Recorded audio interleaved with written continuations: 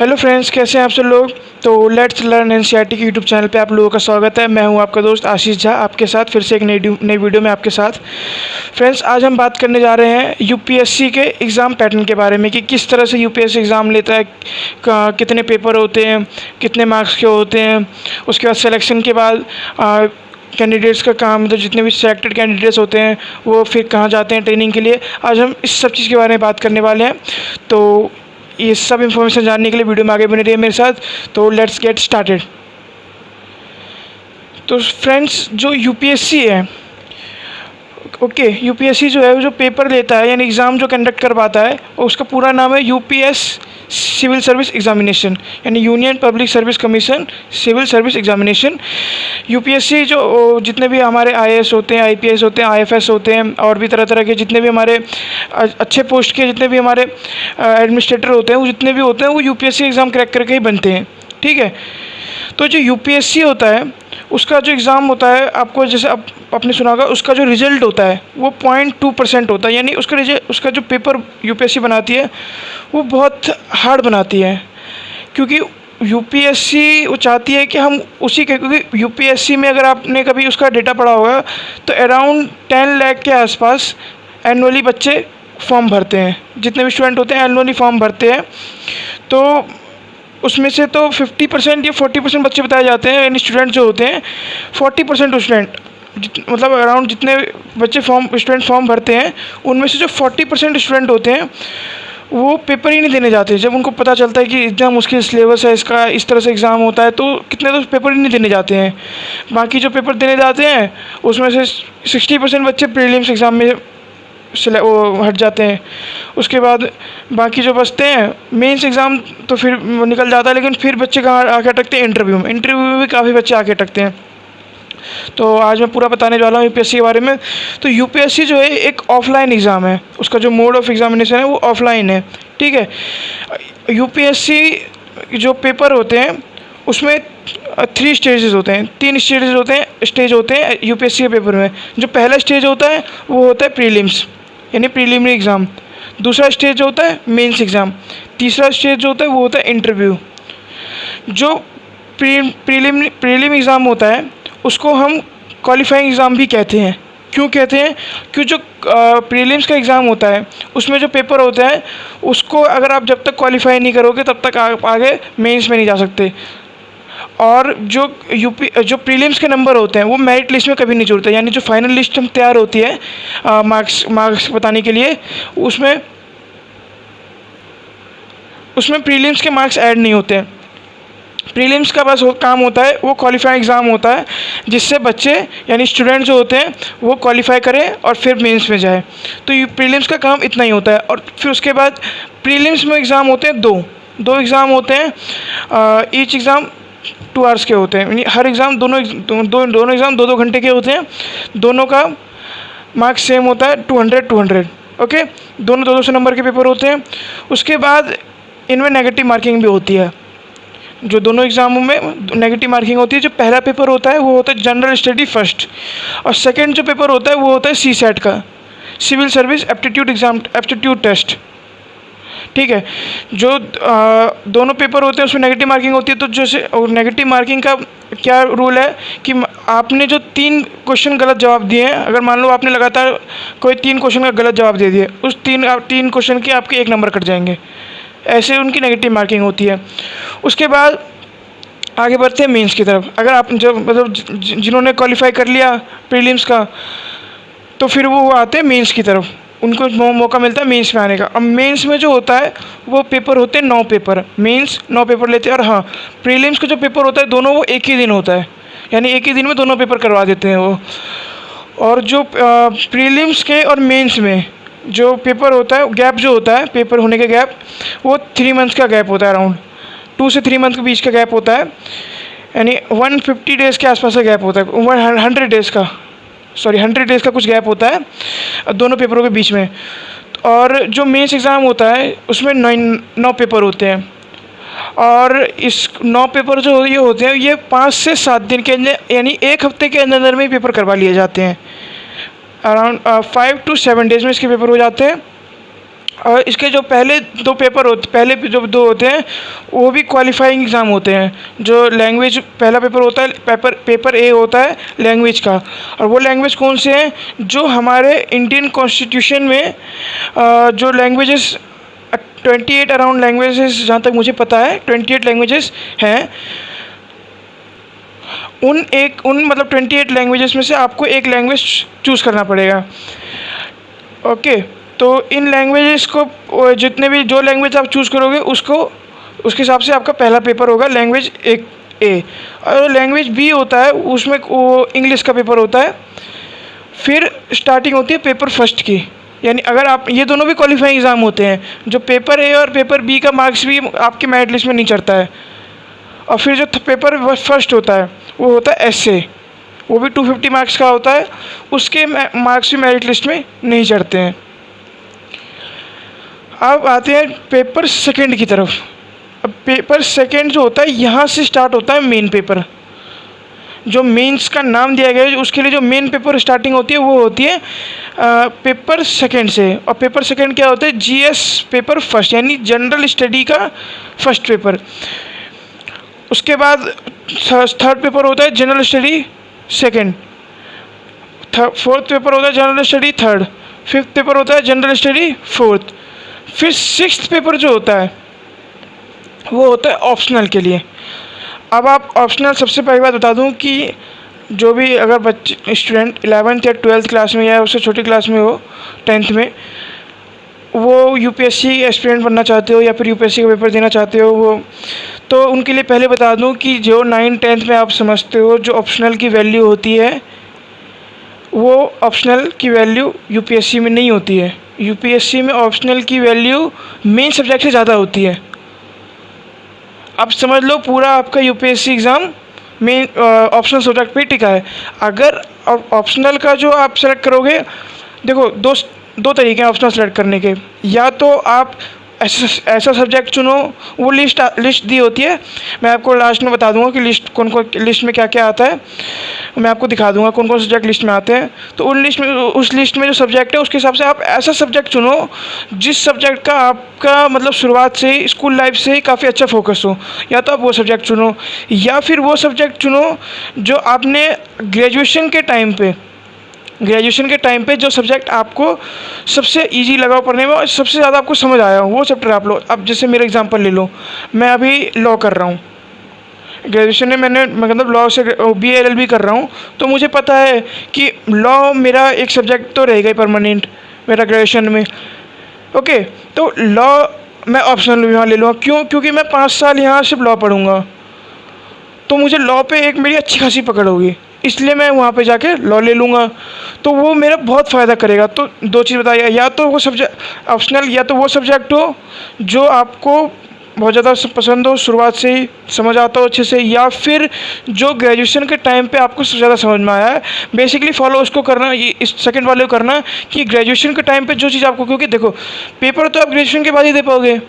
जो 12th तक आपने सब्जेक्ट पढ़ा होगा, वो अगर वो सब्जेक्ट अगर आप ग्रेजुएशन में आगे नहीं वो परस्यू कर पाए वो सब्जेक्ट, तो फिर कोई फ़ायदा ही नहीं उस सब्जेक्ट को में ऑप्शन लेने का। तो सबसे ज़्यादा फोकस रखना आप ग्रेजुएशन में, आप जिस सब्जेक्ट पे सबसे ज़्यादा फोकस रखो, सबसे ज़्यादा समझ में आए, तो ऑप्शनल के लिए उसी को फोकस में रखना।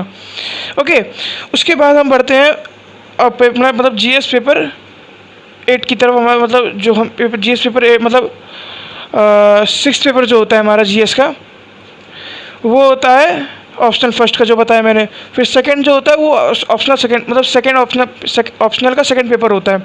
ओके, उसके बाद अब आप इसमें देखोगे कि जो टाइम होता है, यानी एग्ज़ाम का टाइम होता है, वो हर में GS के मेंस के मतलब 9 के 9 पेपर में आपको 3 आवर्स ईच मिलेंगे, यानी हर पेपर में 3 घंटे आपको मिलेंगे। उसके बाद थोड़ा मार्क्स में डिफरेंस होता है कि जो पहला लैंग्वेज का पेपर होता है, पहले दोनों लैंग्वेज के पेपर, वो दोनों 300 मार्क्स के होते हैं। उसके बाद जितने भी हैं, चाहे GS का पेपर है, चाहे SA है, चाहे ऑप्शनल है, वो सब 250 मार्क्स के होते हैं सबके सब। तो जो ना मतलब आपका जो मेरिट लिस्ट बनती है, मेरिट लिस्ट बनती है, उसमें आपका ना लैंग्वेज का पेपर मतलब लैंग्वेज के मार्क्स ऐड होंगे, ना आपके एसए के मार्क्स ऐड होंगे, और ऑप्शनल और जीएस के पेपर का मिला के आपका बनता है 750 मार्क्स बनता है।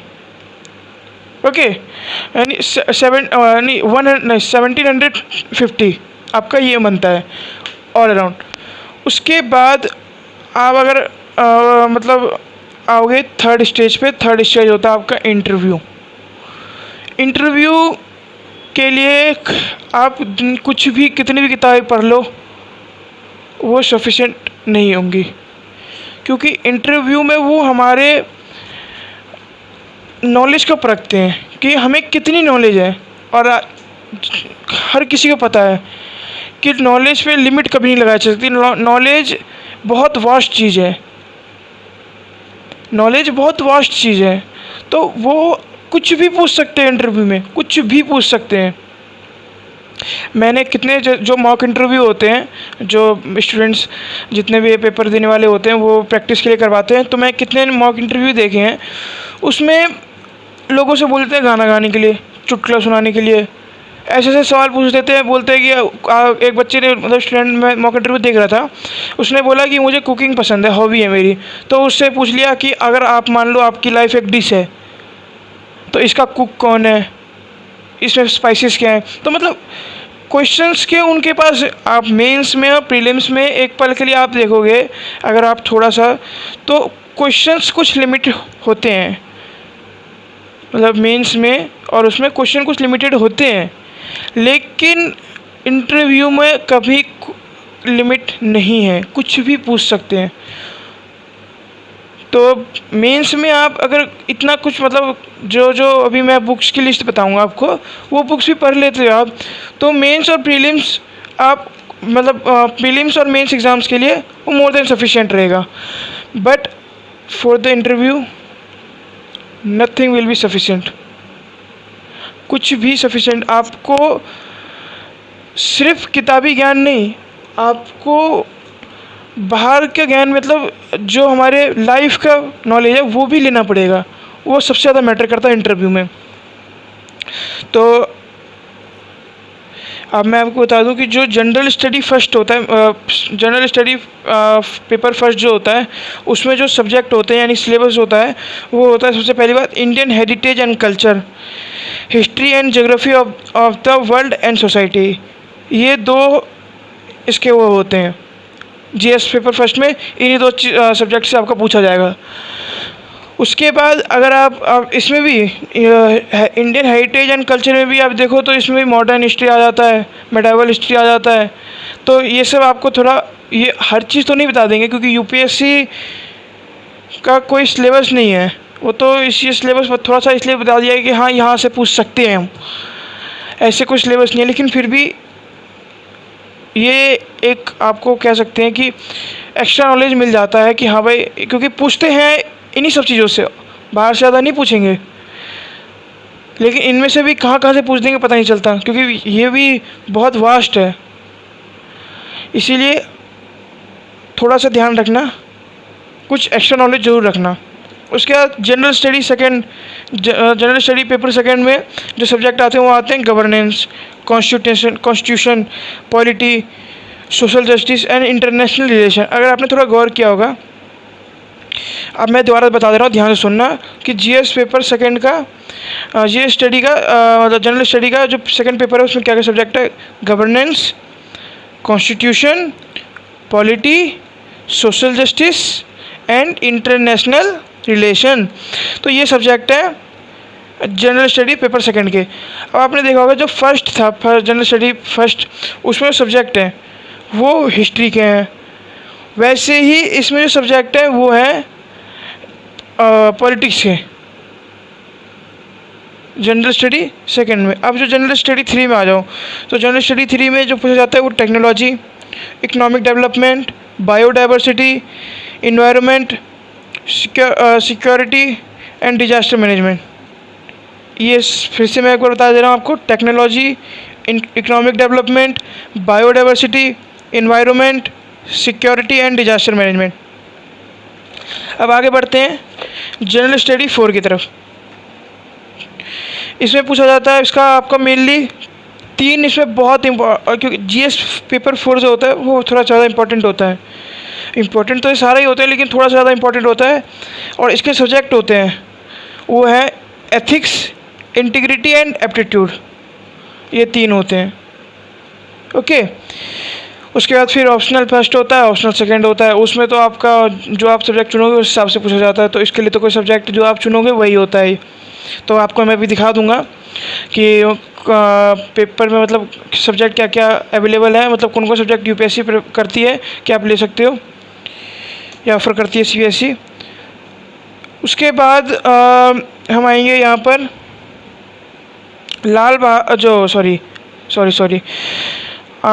जो मान लो जिस यूपीएससी में सिलेक्शन हो गया, मतलब एक कोई कैंडिडेट है मतलब जितने भी हैं एग्ज़ाम, जितने कैंडिडेट्स ने क्लियर कर लिया, उनका क्या होगा, तो वो सब उन सब का ट्रेनिंग होता है। ओके, सबका ट्रेनिंग होता है। तो जो मान लीजिए जितने भी स्टूडेंट होते हैं उनका जितने भी मतलब क्लियर कर लिया उन्होंने, सबसे पहले वो जितने स्टूडेंट सबसे पहले जाते हैं वो Lal Bahadur Shastri national academy of administration. Okay, ये जो एडमिनिस्ट्रेशन है ये है आपका मसूरी उत्तराखंड में। इसकी स्थापना हुई थी 1959 में। इस वक्त के जो इसके डायरेक्टर हैं वो है डॉक्टर संजीव चोपड़ा, जो खुद एक आईएएस ऑफिसर हैं। तो जो भी मतलब स्टूडेंट्स क्लियर कर लेते हैं वो सबसे पहले तो 3 मंथ्स की ट्रेनिंग के लिए इसमें जाते हैं। इसको लपसाना के नाम से भी जाना जाता है। ओके, तो मान लीजिए जितने भी स्टूडेंट होते हैं वो सब पहले 3 मंथ्स के ट्रेनिंग के लिए इसमें जाते हैं। उसके बाद फिर अपनी पोस्ट के हिसाब से या फिर अपने कैडर के हिसाब से जो उनको मिला होता है, आईपीएस आईएफएस जो मिला होता है उसके हिसाब से जाते हैं। तो जो आईपीएस ऑफिसर होते हैं, जिनको आईपीएस रैंक मिली होती है, वो सब फिर वहाँ से डायरेक्ट चले जाते हैं सरदार वल्लभ भाई पटेल नेशनल पुलिस एकेडमी। दोबारा बता दे रहा हूँ मैं, सरदार वल्लभ भाई पटेल नेशनल पुलिस एकेडमी। ये कहाँ है? हैदराबाद, तेलंगाना में। और इसकी स्थापना कब हुई थी? 15 सितंबर 1948 को। ओके, इसके बाद जितने भी मतलब आईएफएस के यानी जो फॉरेस्ट डिपार्टमेंट के जितने भी होते हैं, फॉरेस्ट डिपार्टमेंट के जिनको फॉरेस्ट डिपार्टमेंट मिला होता है, वो जाते हैं फिर यहाँ से Indira Gandhi national forest academy, जो कि देहरादून में है, उत्तराखंड में ये भी। और जो ये Indira Gandhi national forest academy है, इसको पहले जाना जाता था इंपीरियल फॉरेस्ट एकेडमी। अगर आपने शायद 9th की उसमें है, हिस्ट्री की बुक में है, एनसीईआरटी मिल जाएगी आपको ये। जो इंपीरियल फॉरेस्ट एकेडमी सर्विस था, ये ब्रिटिश के द्वारा शुरू किया गया था, वहाँ की फॉरेस्ट को मतलब अपने कब्जे में लेने के लिए। ठीक है, तो उसके लिए इंपीरियल फॉरेस्ट सर्विस स्टार्ट की गई थी, और ये स्टार्ट की गई थी आई थिंक 1864 में। और उसके बाद दोबारा इसका नाम बदलकर Indira Gandhi national forest academy रखा गया था 1966 में। सो यहीं तक था आज का। तो जैसे कि मैंने बताया कि यूपीएससी एक बहुत बड़ा ड्रीम है। उस ड्रीम को सच करने के लिए आपको, क्योंकि देखो ड्रीम को सच करने के लिए आपको सोना नहीं है, सपना देखने के लिए आपको सोना नहीं है, उस सपने को पूरे करने के लिए आपको जागना होगा। मतलब यूपीएससी जो है एक बहुत बड़ा ड्रीम है जो कि सपने में नहीं देखा जा सकता सोते हुए। उस ड्रीम को देखने के लिए या पूरा करने के लिए आपको जागना पड़ेगा, रात भर जागना पड़ेगा। सो मेरी तो विश करूँगा जितने भी लोग हैं वो यूपीएससी देना चाहते हैं, सबका क्लियर हो, सब मेहनत करें। और मैंने जो कहा था, जो बुक्स के और उसके जो सब्जेक्ट के जो लिस्ट है वो मैं भी आपकी स्क्रीन पे आ जाएगी, आप देख लेना, नोट कर लेना। तो आज के लिए वीडियो इतना ही बस, मिलते हैं अगले वीडियो में आपके साथ। तब तक गुड बाय। चैनल को सब्सक्राइब, वीडियो को लाइक ज़रूर कर देना और शेयर ज़रूर कर देना। तब तक के लिए जय हिंद।